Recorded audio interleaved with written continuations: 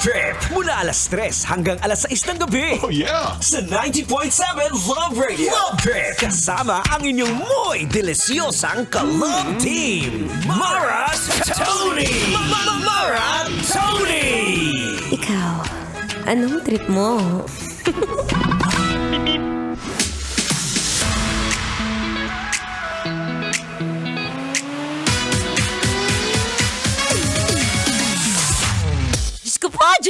Diyos ko po, mama, papa, Diyos ko.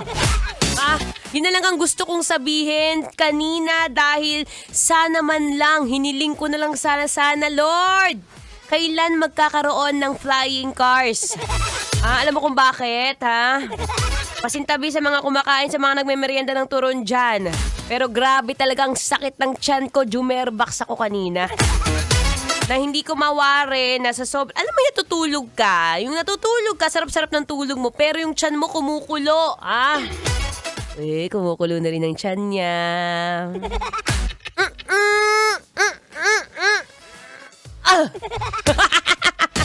Charot lang, be. Anyway, it's a happy Friday, kabisyo. Yes, I'm back.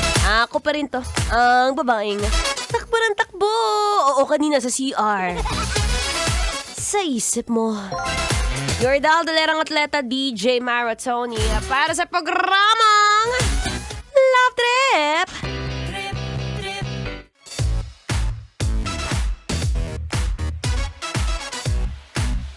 Diet pa more, Mara Tony.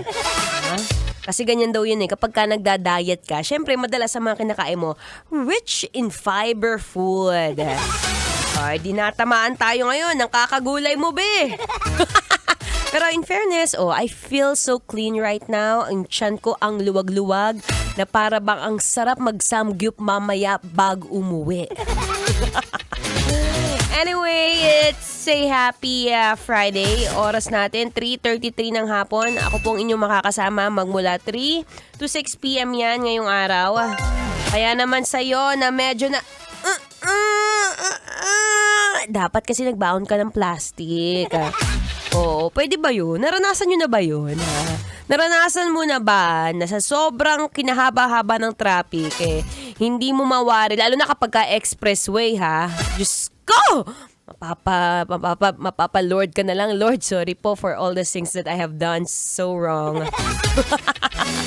Pero ako naman yung nararamdaman mo ngayon na kung medyo kumukulo ang tiyan mo, gumilid ka muna, tumabi ka muna, na kung mahirap na, ayaw ng mga pasaherong masyosyoho. Tingnan mo yung katabi mo. Yan. Yan ang example ng isang taong malakas kumain ng gulay. Kaya minsan nahihirapan yan Minsan nahihirapan yan lumabas ng bahay ng biglaan. Kasi hindi mo alam kung kailan ka dadatnan. Anyway, last day na of the week. Ito na naman tayo. Kumakaripas, patakbo, pauwi. Pero walang problema, no worries. Take it to me. Wow! Habang naghihintay ka, umuwi at naghihintay ng pasaherong sana hindi man lang ma-jerbox dyan sa upuan mo. May kakilala ka bang ganun? Yung pasaherong sobrang na. Tapos sabi niya, Kuya, itigil mo muna doon sa may gasoline station. Baka naman pwedeng itigil mo. Pinatigil mo nung maganda yung pasahero mo. Pero nung medyo walang masyadong, alam mo na, mamaya na, kita mo traffic, diba? Namimili ka, bi.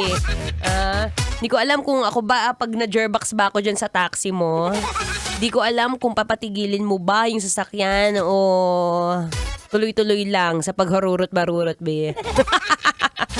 Anyway, samahan mo ko. Okay naman na yung tiyan ko. Sana okay rin yung tiyan mo. At sana maging okay din yung pakiramdam mo kung ano man yung problema mo ngayon. Dahil akong iyong makakasama. Buong hapon! Ito na si Sarah. Pumasok na siya, Ito yung nararamdaman ng tiyan ko kanina, Here's Ikot-Ikot by Sarah Geronimo. Dito pa rin sa 90.7 Love Radio. Kailangan pa bang i-memorize yan? Parang kailan lang nang huli. Basic.